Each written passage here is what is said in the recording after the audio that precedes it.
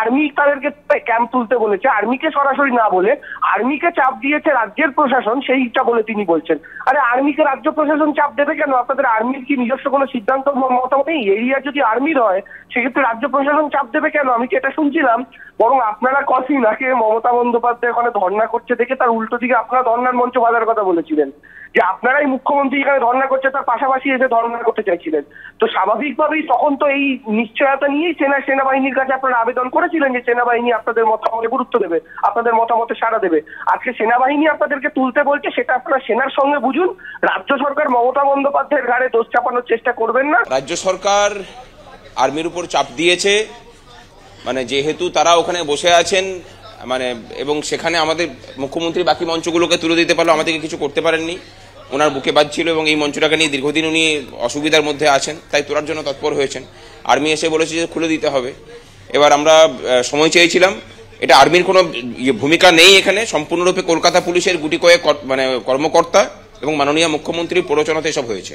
হাইকোর্টের নির্দেশে বসে আছি, দরকার হলে ফাঁকা মাঠে বসে থাকা হবে, কিন্তু মানে যেটা তারা বলছেন প্রাথমিকভাবে সেটা করা হচ্ছে, এরপরে বাকিটা দেখা যাবে। ইনফ্রাস্ট্রাকচারটা সরানো হচ্ছে, জায়গা এখান থেকে ছাড়ার কোনো প্রশ্নই নেই। তাতে দরকার হলে ফাঁকা মাঠের মধ্যে অবস্থান চলবে, অনশন যেমন চলছে সেরকম চলবে, কিন্তু জায়গা ছাড়ার কোনো প্রশ্ন নেই। সমালোচনায় সরব হয়েছেন বিজেপি নেতা প্রণয় রায়। যেখানে ধর্ণা হয় সেটা সেনাবাহিনীর এলাকা হওয়ার জন্য প্রথা অনুযায়ী সেনাবাহিনীর কাছে একটা পারমিশন নিতে হয়, কিন্তু আলটিমেট সেখানে ধর্ণা মঞ্চ থাকবে কি থাকবে না সেটা নির্ভর করে স্টেট পুলিশের উপর। অনেক সময় আমাদের অনেক কার্যক্রমে দেখা গেছে সেনাবাহিনী পারমিশন দিয়েছে কিন্তু পুলিশ করতে দেয়নি, এটা তো একটা দিক। অতএব এটা সেনাবাহিনীর কোনো বিষয় নেই, এটা পুরোপুরি রাজ্য প্রশাসনের ব্যাপার। এবার রানীগঞ্জে এক ধর্ণা মঞ্চে সিপিএম এবং বিজেপি, সিটুর ধর্ণা মঞ্চে সামিল হলেন আসানসোল দক্ষিণের বিজেপি বিধায়ক অগ্নিমিত্রা পাল। শ্রমিক অসন্তোষের কারণ দেখিয়ে গত 30শে জানুয়ারি রানীগঞ্জের বল্লভপুর পেপার মিলে সাসপেনশন অফ ওয়ার্কের নোটিশ ঝোলায় কর্তৃপক্ষ। প্রতিবাদে শ্রমিকদের নিয়ে ধর্ণায় বসে সিপিএম এর শ্রমিক সংগঠন। এদিন তাদের ধর্ণা মঞ্চে যান বিজেপি বিধায়ক অগ্নিমিত্রা পাল। সিটুর দাবি, রাজনৈতিক মতবিরোধ থাকলেও শ্রমিক স্বার্থে বিধায়ক হিসেবে ওকে স্বাগত।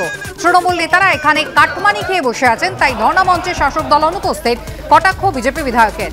সামনে ভোট, তাই শ্রমিকদের নিয়ে রাজনীতি করছে সিপিএম বিজেপি, পাল্টা তোপ দেখেছে শাসক দল। पेट में जब आग लगता है ना तो इनकलाब जिंदाबाद, भारत माता की जय या वंदे मातरम नहीं निकलता है दोस्त। पेट में जब आग लगता है तो आवाज़ आता है रोटी दो, रोजगार दो। ये लड़ाई किसी राजनीतिक दल का लड़ाई नहीं है, और उनको हम लोग इस मंच पे बीजेपीर नेत्री हिसाবে ওয়েলকাম করিনি। বিজেপির সঙ্গে আমাদের বৈচারিক লড়াই যেটা রাজনীতির মঞ্চে হবে সেখানে আমরা লড়ব, কিন্তু ওখানে উনি আমাদের আসল দক্ষিণের বিধায়িকা আছেন, সম্মানীয় বিধায়িকা, আমরা ওনাকে ওয়েলকাম করেছি। এখানে সিপিএম, বিজেপি, টিএমসি, কংগ্রেস এখানে কিচ্ছু নয়। এখানে হচ্ছে একটা ফ্যাক্টরি বন্ধ হয়ে যেতে চলেছে। সংসারের মানুষগুলো এক একটা এই শ্রমিক, তার বাড়িতে 4টে করে মিনিমাম লোক হা করে রয়েছে, বাবা খাবার দাও। দুদিন বাদে খাবার দিতে পারবে না। আজকে পেটের দায়ে আমরা সবাই এক হয়েছে, এখানে কোনো দল নেই, কোনো কিছু নেই, এখানে শুধু মানুষ রয়েছে আর শ্রমিক রয়েছে।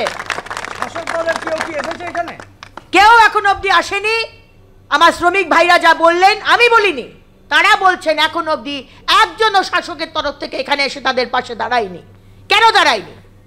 তার মানে কি মালিকের সাথে আঁতাত আছে, তাই জন্য এসে দাঁড়াচ্ছে? তাতে আর কই কারণ হতে পারে? আজকে আমার তো কোনো আঁতাত নেই, আমি তো এসে তাদের পাশে দাঁড়াচ্ছি, আমি তো লড়াই করব, আমি তো চিঠি দেব। তাহলে তারা কেন এসে দাঁড়াচ্ছে না? তার মানে সেখানেও কি সিন্ডিকেট, কাটমানি, আমাকে এত টাকা দাও আমি চুপ করে যাব?